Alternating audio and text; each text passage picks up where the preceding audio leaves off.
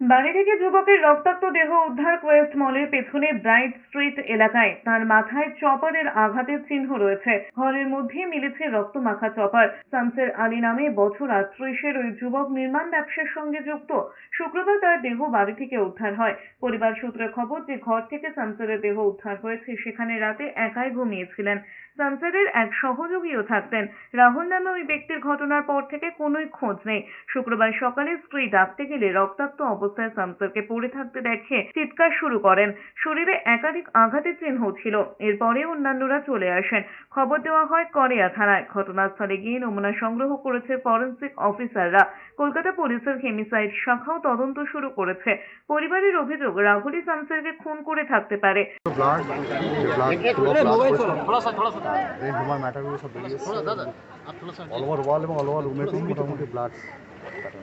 এদিকে নদিয়ার চাকদায় 12 নম্বর জাতীয় সড়কের পাশে প্রৌঢ়ের মুন্ডু কাটা দেহ উদ্ধারে চাঞ্চল্য ছড়িয়েছে।